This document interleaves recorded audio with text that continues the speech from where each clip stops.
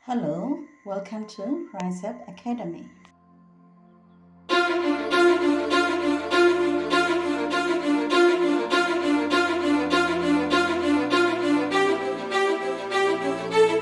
Social media လို့ပြောရင်ကောင်းတဲ့အရာတွေလည်းရှိတယ်ဆိုတဲ့အရာတွေလည်းရှိတယ်ဒီနေ့မှာတော့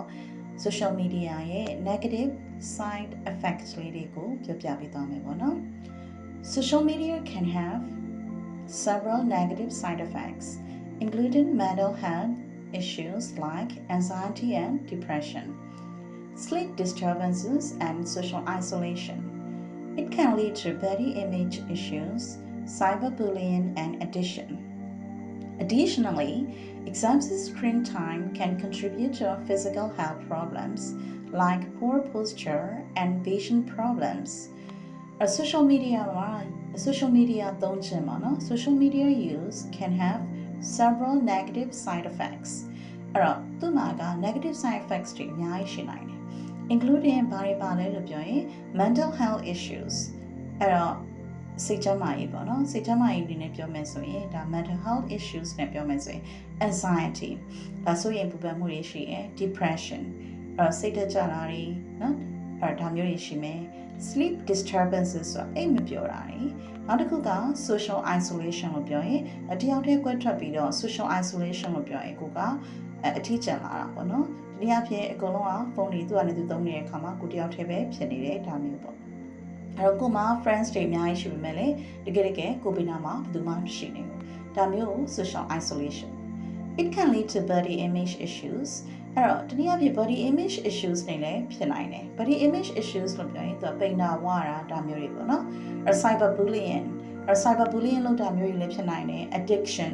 ဆွဲတာပေါ့နော် notification တက်တာနဲ့ခဏခဏကြည့်မိနေတာဒါမျိုးတွေ additionally ဒါအပြင် excessive screen time screen time တွေအများကြီးဖြစ်စေတာပေါ့နော် can contribute to screen time တွေအများကြီးသုံးတာကဘာသူက lead လုပ်သွားတယ်လို့ပြောရင် physical health problems အဲ့တော့ရုပ်ပိုင်းဆိုင်ရာပြဿနာတွေလည်းဖြစ်လာနိုင်တယ်ဥပမာဖြစ် poor posture ဆိုခန္ဓာကိုယ်အနေထားနော်စင်ပြေတာနောက်တစ်ခါ vision problems အမြင်အာရုံတွေအားနည်းလာတာဒါတွေလည်းဖြစ်နိုင်တယ်mental health issues ပေါ့နော် mental health issues လို့ပြောရင်သူက anxiety and depression.Social media platforms can fuel feelings of inadequacy, leading to increased anxiety and depression. Social media platforms တွေကဘာဖြစ်စေလဲလို့ပြောရင်သူက inadequacy လို့ပြောတာ lacking ပေါ့နော်ကိုမှမရှိတဲ့အရာတွေပေါ့နော်အခြားသူတွေမှာ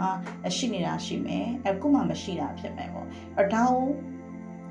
ကြည့်ပြီးတော့မှ anxiety ပေါ့နော်ဆိုရင်ဖြစ်လာမယ် depressionစိတ်ဓာတ်ကျတာတွေဖြစ်လာနိုင်တယ်နောက်တစ်ခုက low self esteemတွေကျလာတာ self esteem လို့ပြောရင် self esteem နဲ့မှာကိုယ့်ကို self confidence လို့ပြောရဲကိုယ့်ကိုယုံကြည်မှုself awareness လို့ပြောရဲကိုယ့်ကိုသတိထားမိမှုပေါ့နော်အဲ့တော့ဒါမျိုးတွေကျလာတာပေါ့လေ The constant exposure to idealized images and lifestyles on social media can negatively impact self-esteem and body image. low self-esteem ဖြစ်လာတယ်အဲ့တော့ကိုက ideal လုပ်ထားတယ်ပေါ့နော်ကိုစံထားတဲ့ image တွေဖြစ်မယ်ဥပမာ social media ပေါ်မှာတင်ထားတဲ့အရာတွေဖြစ်မယ်ပေါ့ lifestyle တွေရှိမယ်เนาะ image တွေရှိမယ်ပုံတွေရှိမယ်ဒါတွေကဖြည်းဖြည်းနဲ့သူကဘာဖြစ်လာလဲဆိုတော့ negatively ပေါ့ negatively ပဲနဲ့သူက impact ဖြစ်လာတယ် self esteem ကိုကျလာစေတယ်เนาะ body image ကိုလည်းထိခိုက်လာတယ်ဥပမာအဖြစ်ကိုကနော်ခဏကိုကြက်လက်သွင်းနေတဲ့ပုံလေးကိုမြင်လာတဲ့အခါမှာငါတော့ဒီလိုမဖြစ်နေဘူးဆိုတဲ့ဟာမျိုးပေါ့နော်ဒါကို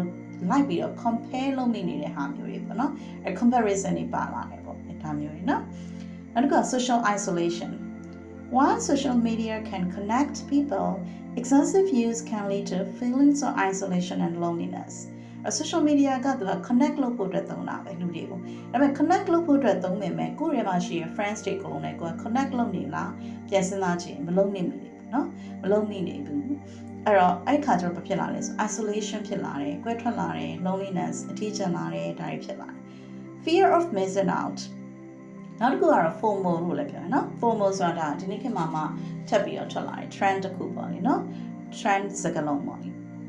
fear of missing out Fear of missing out လို့ပြောတာ The constant display of others' activities can lead to a feeling of being left out and can contribute to anxiety. တော့ပါလေလို့ပြောလို့ရှိရင်သတင်းတွေလွတ်သွားမှာအကြောင်းအရာတွေလွတ်သွားမှာကြောက်တဲ့စိတ်ပေါ့နော် fear of missing out လို့ပြောရင် The constant display of other activities တခြားသူတွေရဲ့ activities တွေနော်အဲ့ဒါတွေကိုကိုကမသိလိုက်တော့မှာမကြားလိုက်တော့မှာဒါကိုလိုက်ပြီးတော့စိုးရိမ်နေတဲ့ဟာမျိုးပေါ့နော် fear of missing out အဲ့ဒါ mental health တွေပေါ့နော် mental health တွေအပြင် physical health တွေနဲ့ဘာတွေဖြစ်လာလဲလို့ပြောရင် sleep problem အဲ့တော့အိတ်ချိန်ပြဿနာတွေဖြစ်လာတယ် Using social media before bed can disrupt sleep patterns and lead to insomnia or sleep disturbances.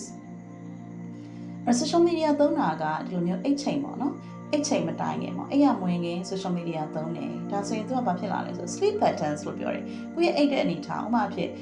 ကိုက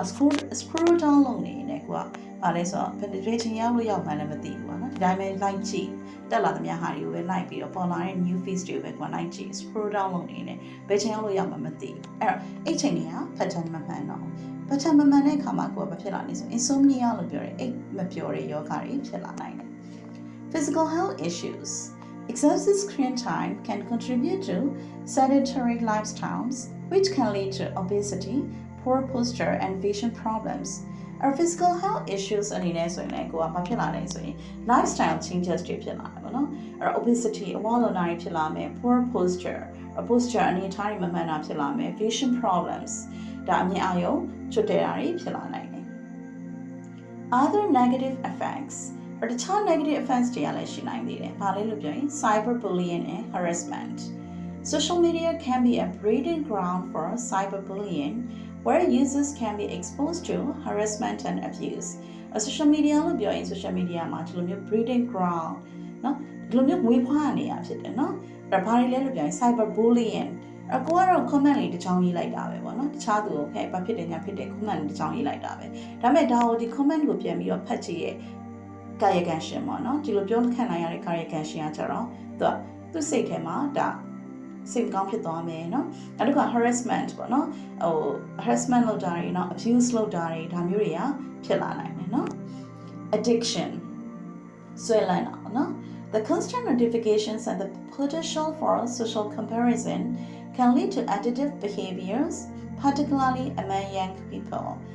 အဲ့တော့constant notifications ဆိုတော့တစ်ချိန်လုံး notifications တွေတက်နေတာပေါ့နော်ဒီလိုမျိုးတက်နေတာရှိမယ်နောက်က social comparison ပေါ့တယောက်နဲ့တယောက်နဲ့နှိုင်းယှဉ်တာတွေဖြစ်လာမယ်ဒါတွေကဘာတွေဖြစ်လာလဲဆိုတော့ addictive behaviors တွေပေါ့နော် behavior တွေဆွဲလန်းတာမျိုးတွေဖြစ်လာမယ်အထူးသဖြင့်တော့လူငယ်တွေပေါ့နော်လူငယ်တွေအတွက်ဆိုရင်တော့ပိုဆိုနိုင်တယ်ပေါ့ distraction and reduce productivity အဲ့ social media က can be distracting ဖြစ်စေတယ်နှောက်ယှက်ဖြစ်စေတယ်နော်နောက်က time consuming ဖြစ်တယ်။ time consuming ဖြစ်တယ်ဆိုတာအချိန်ကုန်လို့ကုန်မှမသိဖြစ်စေနိုင်တယ်။အဲ့လိုဖြစ်သွားတဲ့အတွက်ကြောင့်ဘာအားနည်းသွားလဲလို့ပြောရင်ကိုယ့်ရဲ့ productivity နော်ကိုယ့်ရဲ့လုံနိုင်စွမ်းအားတွေကလျော့ကျလာတယ်။ဒါကျောင်းမှာပဲဖြစ်ဖြစ် at school ကျောင်းသားတွေဆိုရင်ကျောင်းမှာပဲဖြစ်လူငယ်တွေဆိုလည်းအလုပ်မှာပေါ့အလုပ်လုပ်တဲ့သူဆိုလည်းအလုပ်မှာပဲဖြစ်ပေါ့နော်။ကိုယ့်ရဲ့အာရုံကအလုပ်စီမှာမဟုတ်ဘဲနဲ့ဒီကိုရောက်နေမယ်ဆိုရင်ဒါတွေဖြစ်လာနိုင်တယ်ပေါ့နော်နောက်ဆုံးတစ်ခုကတော့ spread of misinformation social media can be used to spread fake or misleading information which can have serious consequences social media ကဘာတွေဖြစ်လာနိုင်လဲဆိုတော့ fake news တွေနော်information အမှားတွေတလွဲတွေဒါတွေလည်းဖြစ်လာစေဘယ်ကနေစပြီးတော့စလိုက်မှမသိတဲ့ information အမှားတွေပေါ့နော်ဒီအမှားတွေကနေပြီးတော့အစပြုပြီးတော့ကိုမှာကိုယ့်ရဲ့ critical thinking နဲ့စဉ်းစားဆင်ခြင်နိုင်တဲ့ဉာဏ်ရည်ရှိတဲ့သူတွေဆိုရင်တော့ပြဿနာမရှိဘူးဒါအမှားမှန်ခွဲခြားနိုင်တယ်ပေါ့နော်အခုနမျိုးအလွယ်တကူယုံတက်တဲ့သူတွေကြားလို့ရှိရင်တော့ဒါတွေကဒီ fake news တွေကတစားနဲ့ပြန်သွားတယ်ဖြစ်လာတယ်ပေါ့နော်ဒါကြောင့်မလို့ဒီဗီဒီယိုလေးကတော့အဓိကတော့လူငယ်တွေပြောချင်တာပေါ့နော်လူငယ်တွေစကြောသက်ရွယ်ကလေးတွေရှိမယ်နော်ကျောင်းသားလူငယ်တွေရှိမယ်အလုပ်လုပ်နေကြတဲ့လူငယ်တွေရှိမယ်ပေါ့အဲ့ခါကျလို့ရှိရင်ကိုယ့်ရဲ့ productivity တွေလည်းရောကြစေတယ်နောက်တစ်ခုကတခြား mental health issues တွေလည်းအများကြီးပဲ physical health issues တွေလည်းအများကြီးပဲပေါ့နော်ဒါကြောင့်မလို့အတက်နိုင်ဆုံး social media ကို short သုံးမယ်ပြီးတော့ရင်ကိုယ့်အတွက် productive ဖြစ်စေမယ်